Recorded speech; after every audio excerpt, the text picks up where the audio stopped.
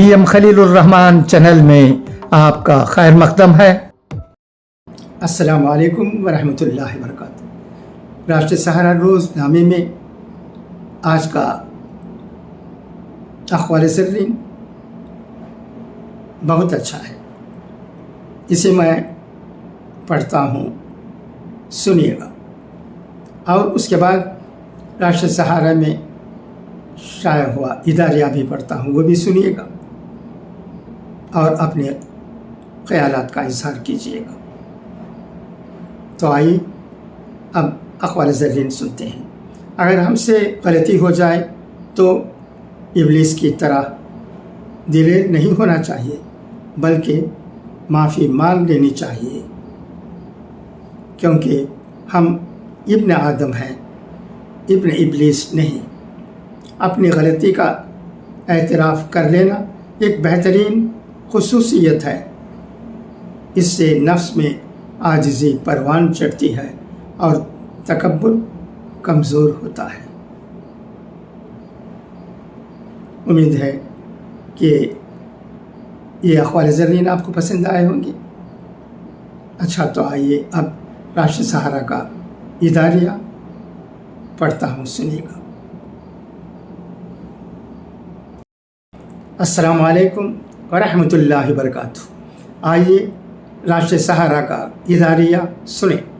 नई ग़ुलामी की जंजीरें।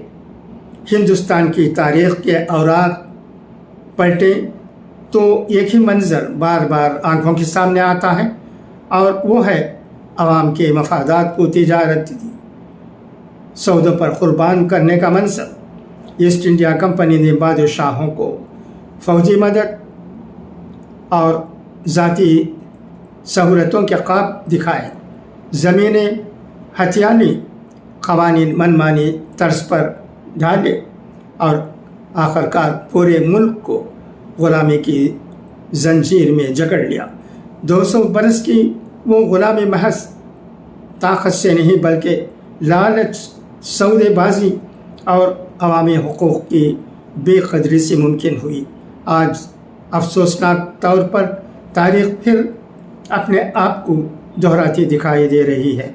फ़र्क यह है कि अंग्रेज़ों की जगह आज ताजर, सरमायादार और सनअतकार हैं, और बादशाहों की जगह मुंतखब हुकूमतें जो अवाम के एतमाद का सौदा करके मुल्क के वसाइल चंद सरमायादारों के हाथ में गिरवी रख रही है।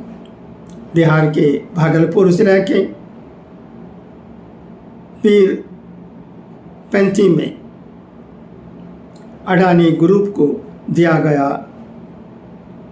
पावर पॉइंट इसी सिलसिले की ये जिंदा और वाज़ा मिसाल है। यह महज एक पावर प्रोजेक्ट नहीं, बल्कि निज कार्य के नाम पर अवामी हुकूक़ और वसाइल की मुनज़्ज़म लूट का आईना है। 1020 एकड़ ज़मीन जो ज़रई तौर पर ज़रख़ीज़ है, और जहाँ आम व लीची के लाखों दरख्त मौजूद हैं, सिर्फ़ 1 रुपया सालाना के हिसाब से 30 बरस के लिए अडानी को दे दी गई। यही नहीं, इस ज़मीन पर लगे तकरीबन 10 लाख दरख्तों की कुर्बानी भी तय हो चुकी है। क्या ये सौदा किसानों की मेहनत, माहौलियात की बका और अवामी वसाइल की सरीह तौहीन नहीं? हुकूमत ने ज़मीन को बंजर करार दिया, हालांकि हकीकत में वो बिहार की ज़रई मईशत की जान है। अडानी ग्रुप ने Bihar state power generation company limited के साथ 25 साला मुआहिदा किया है, जिसके तहत 2400 मेगावाट का पावर प्लांट लगाया जाएगा। $3 बिलियन यानी तकरीबन 26,482 करोड़ रुपए की सरमायाकारी की बात हो रही है, और दावा किया जा रहा है کہ 12,000 افراد کو روزگار ملے گا، لیکن سوال یہ ہے کہ یہ سرمایہ حکومت کیوں نہیں لگا سکتی جب نتیش کمار دہائیوں سے بہار کے اقتدار میں ہیں اور مودی 11 برس سے مرکز میں بیٹھے ہیں، تو آخر کیوں بجلی کی فراہمی جیسی بنیادی ضرورت نجی ہاتھوں میں دینے کی مجبوری آن پڑی؟ یہی نہیں، اس معاملے کے تحت بہار کے عوام کو 6.075 روپے فی یونٹ کے حساب سے بجلی ملے گی، جبکہ مہاراشٹرا اور اتر پردیش جیسی ریاستیں 3 سے 4 روپے فی یونٹ کی شرح پر بجلی پا رہی ہیں۔ یعنی زمین بھی گئی، درخت بھی گئے اور آخر کار عوام کی مہنگی بجلی خریدنے پر بھی مجبور کیا گیا۔ پون کھیرا نے بالکل بجا کہا کہ یہ دوہری لوٹ مار ہے۔ پہلے وسائل کی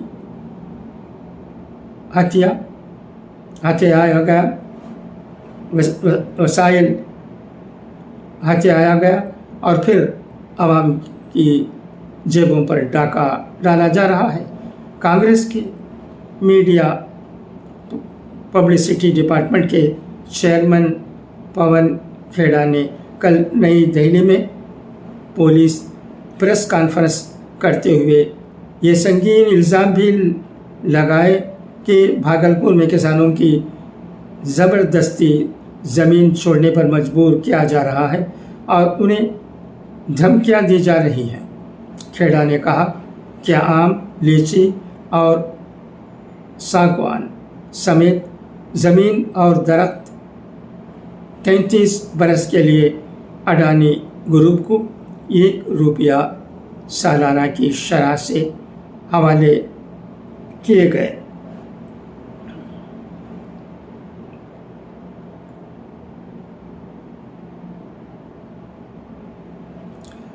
ان کا یہ بھی کہنا تھا کہ اس پاور پلانٹ کا اعلان مرکزی بجٹ میں کیا گیا تھا، جہاں حکومت نے کہا تھا کہ وہ خود اسے قائم کرے گی، لیکن بعد میں حکومت میں یو ٹرن لے کر اسے اڈانی کے حوالے کر دیا۔ کھیڑا نے اس بات پر بھی توجہ دلائی کہ مودی حکومت کا یہ طرز عمل کوئی نیا نہیں۔ انہوں نے کہا کہ مہاراشٹر، چھتیس گڑھ اور جھارکھنڈ میں بھی انتخابات سے قبل بی جے پی نے اڈانی کے حق میں ایسے ہی پاور پلانٹ سودے کیے۔ ان کے مطابق جب بھی بی جے پی کو شکست کا خوف لاحق ہوتا ہے، وہ اڈانی کے قدموں میں جا گرتی ہے۔ انہوں نے مزید الزام لگایا کہ مودی کے بہار دورے سے قبل گاؤں والوں کو اس منصوبے کے خلاف احتجاج کرنے سے روکنے کے لیے گھروں میں نظر بند کر دیا گیا۔ اڈانی گروپ کی کہانی صرف بہار تک محدود نہیں، چھتیس گڑھ میں ہسدیوں کے جنگلات کاٹ کر اس گروپ کو زمین دی گئی۔ آسام میں سیمنٹ پلانٹ کے لیے وسیع زمین ادنے دام